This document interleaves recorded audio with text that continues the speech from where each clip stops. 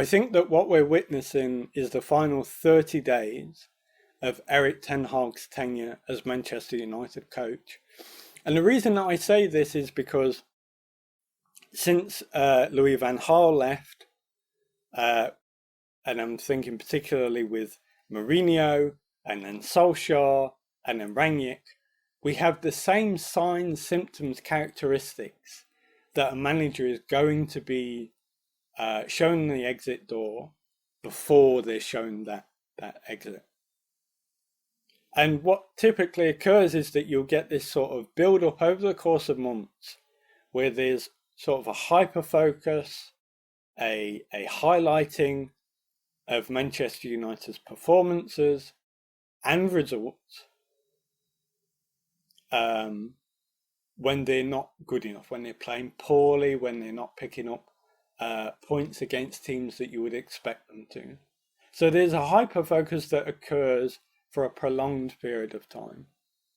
And then what happens is that there begins a whispering from media sources, from players, from sources within the club, that there are issues going on backstage, that there are issues between coach and players,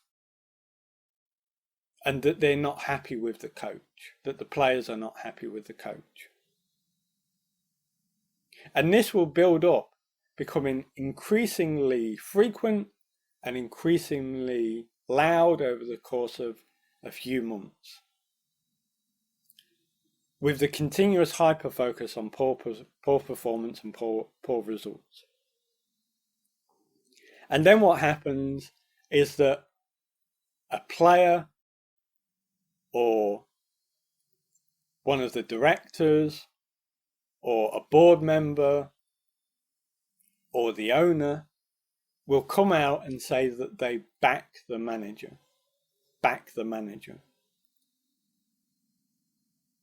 And the reason that they do this is because sort of the public perception, the public sort of profile of the club and the coach is such that they have to address it.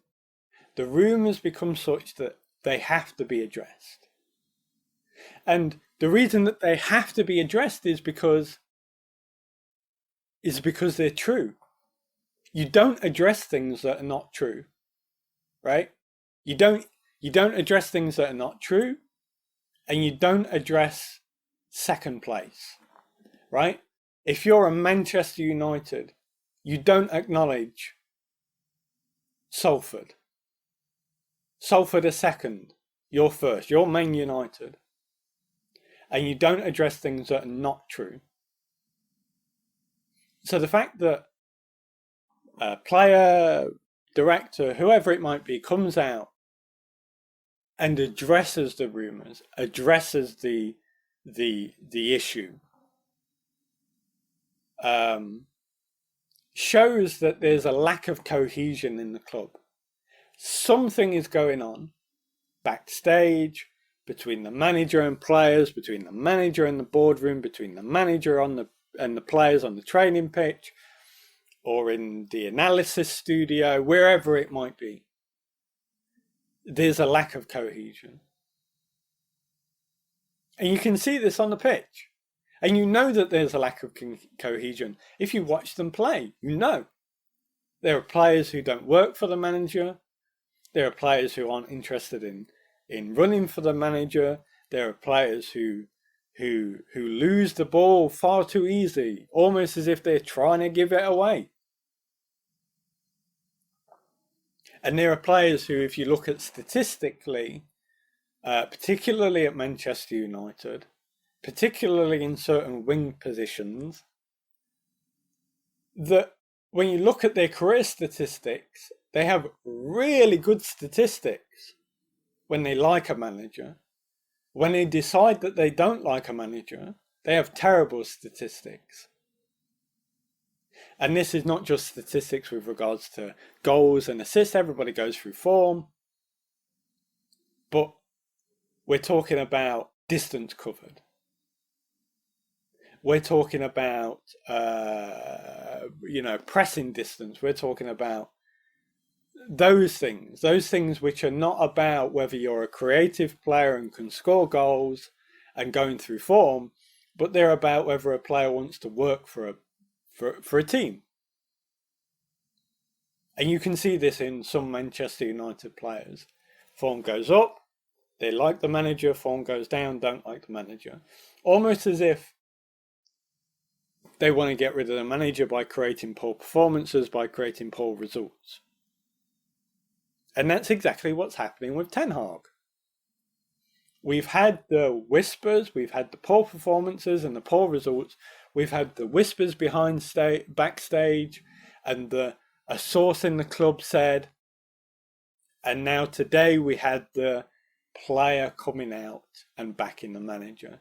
And that player was Anthony, obviously former player under Ten Hag at a different club. Cost Manchester United extortionate fee, hasn't played particularly well, doesn't even get picked most days, most weeks. But comes out and backs the manager and says that it's the players, etc., etc. Doesn't say anything that we didn't already know. And what this does is it confirms that there are issues backstage.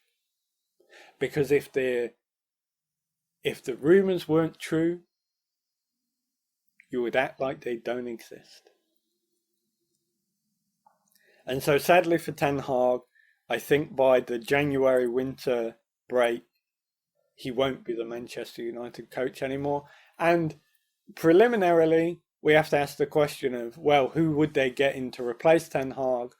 And the reality is nobody's going to go there. Nobody's going to go there. Would you go there? I wouldn't go there. If somebody's, if somebody said to me, "Oh, go, we're looking for the new manager of your local Tesco," and everybody had told me, "Don't go there. It's a nightmare. It's a black hole. It's a whirlpool. It would destroy your career." I wouldn't go. I wouldn't go, even if I had nothing else on offer. I wouldn't go.